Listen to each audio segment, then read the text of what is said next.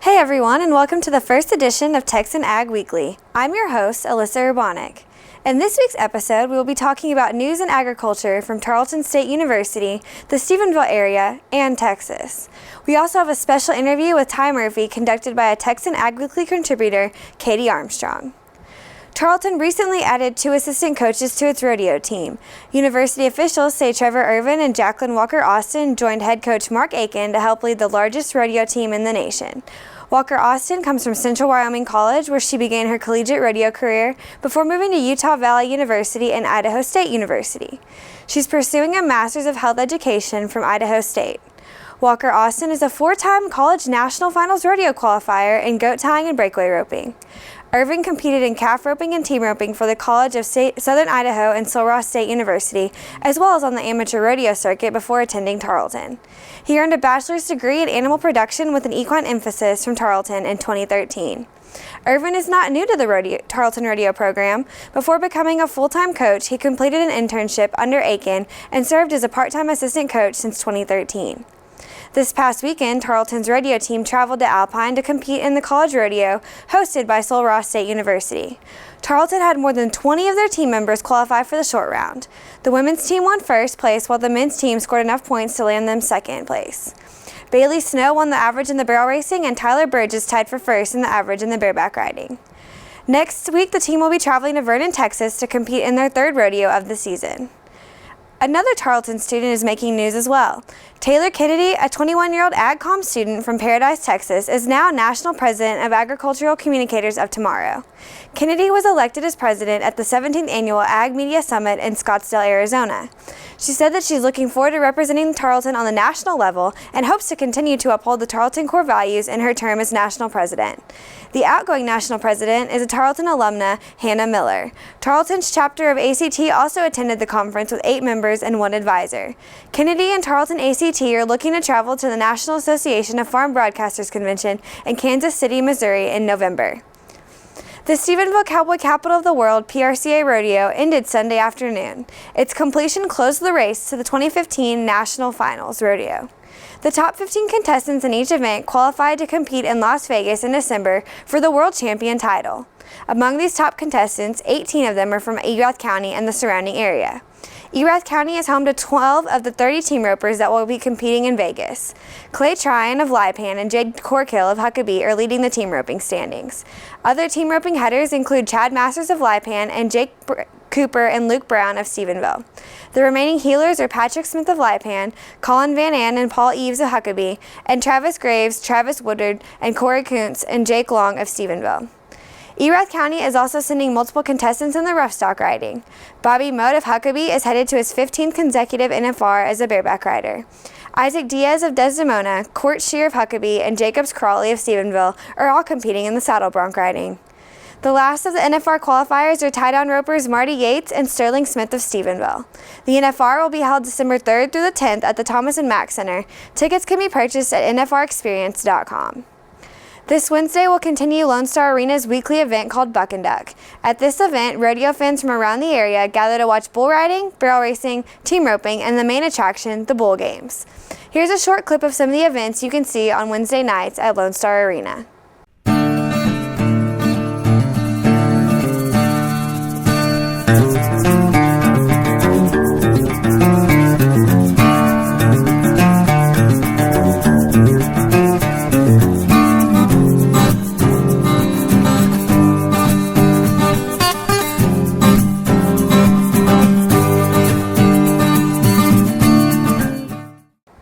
If you're interested in attending Buck and Duck, it will be every Wednesday starting at 8 p.m. Admission is $5. According to the Stephenville Empire Tribune, Texas 4-H and FFA high school students are earning prominent recognition for the dedication to agriculture through Ag Texas Farm Credit Services Ag Youth of the Month program. Ag Texas Farm Credit CEO Tim McDonald says they are honoring some of the best and brightest young minds in Texas with this program. The students represent the next generation of agriculture in Texas and the United States.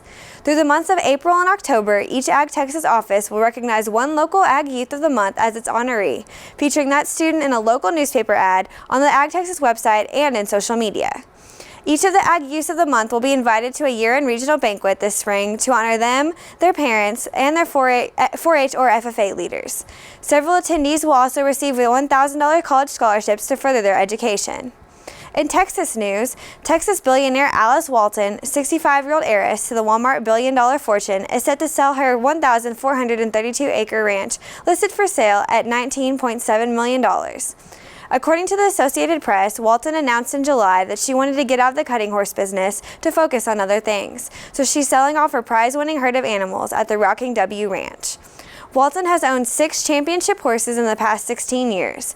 Walton has been quoted as saying she wants to focus her attention on the Crystal Bridges Museum of American Art in Bentonville, Arkansas, the headquarters for the Walmart companies. In May, Walton was listed as the wealthiest Texan and ranked 11th on the list of the world's billionaires on Forbes.com. Walton is known on the Tarleton campus for her contributions to the TREAT program. Walton has donated multiple horses and funds to the program. TREAT riding is an equine-assisted therapeutic riding program at Tarleton State University that uses horseback riding as a form of therapy. Also in Texas news, this past Friday, Texas Commissioner of Agriculture Sid Miller launched the Farm Fresh Fridays initiative in many schools across the state of Texas. The Farm Fresh initiative is designed to close the gap between farm and table. It aims to show elementary-aged children where their food comes from and how to prepare it in a healthy way. Miller said our farmers and ranchers work hard every day to produce the food we eat. The members of the food service teams at our schools work hard to create healthy meals that kids enjoy. By fostering these connections and serving healthy, locally grown meals, we are building a stronger future for our state. For information on the Farm Fresh Fridays initiative, check out the Texas Department of Agriculture's website. Next, we have a special interview with Ty Murphy conducted by Texan Ag Weekly contributor Katie Armstrong. Katie? Katie Armstrong here with Roper Ty Murphy. Welcome to Texan TV News, Ty. So we heard you did pretty good for yourself at the County Roping this weekend. Tell us a little bit about that. Well, yeah, fortunately I come out on top, first place with Hayes Worthington.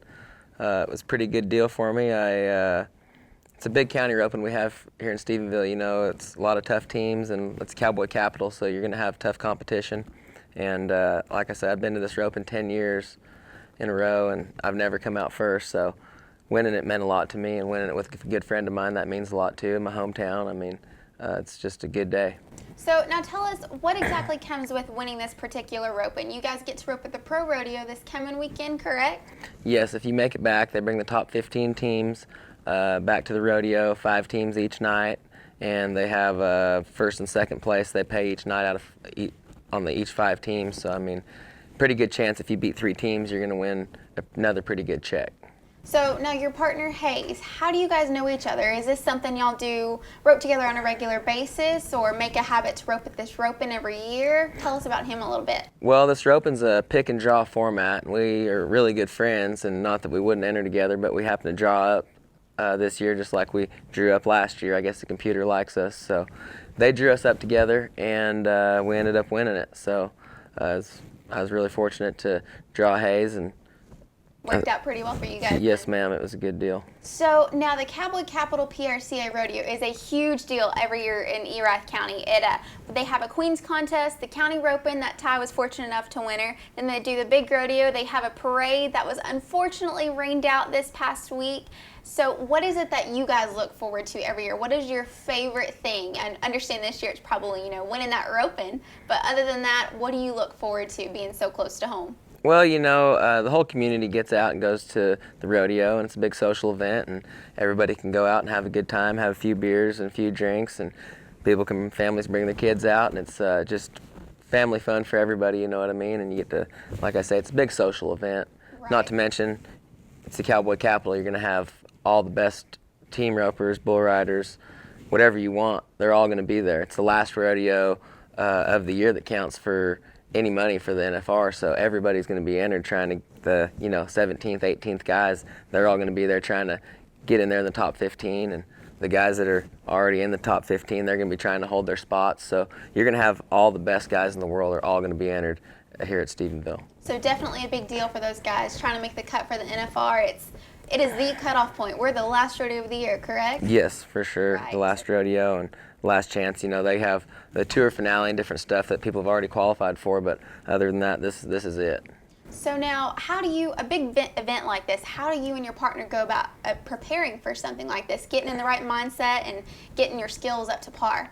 Well, like I say, I just go out and do my thing. A lot of people were getting excited, breaking the barrier.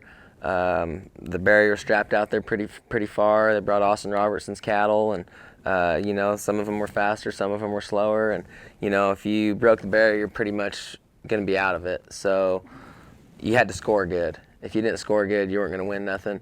And then after you score good, you need to go out and catch your cattle and just be as fast as you can without messing up. Now, when you guys backed in the box together in the short round, tell me what was going through your mind? What were you thinking that had to be done, or trying not to think about, or what were you picturing to happen to get it out there for you guys to win this? Well, I just come back. I was fourth callback with my other guy, and me and Hayes were second, and my other guy roped a leg. We could have been winning first or second already, so I'm thinking, man, I just need to catch this one clean and try to win something here. You know what I mean? So I just backed in there. We were second callback. I scored good. Might have seen him a little further than I needed to. Steer tried a little bit. I ran up there in the middle of him, supposed to be 7 or 8. Hayes heeled him to be 5. We were 6 something. High call missed. We won it. So we were pretty stoked about it. And like I say, I've been to this roping 10 years in a row, and I've never won it. I've won second. I've won third. I've placed 5 times, but I've never won it. So winning it with Hayes, being he's my buddy, I know it meant a lot to him too. So hopefully we can go out Saturday night, go knock us another one down fast enough to beat the other 4 guys we got to compete against and win us another 2,200. So definitely a pretty special win for you guys. Thank you, Ty and Katie. Big Tex was standing tall and proud for the start of the Texas State Fair this past Friday at Fair Park in Dallas. The theme of this year's fair is Passport to Texas. Mitchell Gleiber, president of the State Fair, said that after 128 years of bringing quality entertainment to the community, the State Fair continues to celebrate Texas heritage, including its significant ties to agriculture and education. Seeing friends and families come back year after year reminds us that the fair is more than just an annual event. It is an institution unique to the state of Texas. The gates open at 10 a.m. every day until the close of the fair on October 18th. For a complete list of times and events, visit their website at bigtex.com. That wraps up this week's episode of Texan Ag Weekly, a product of the Texan News Service at Tarleton State University on the Stephenville campus. Don't forget to check us out on Twitter at Texan Ag Weekly and at texannews.net. Have a great week, y'all!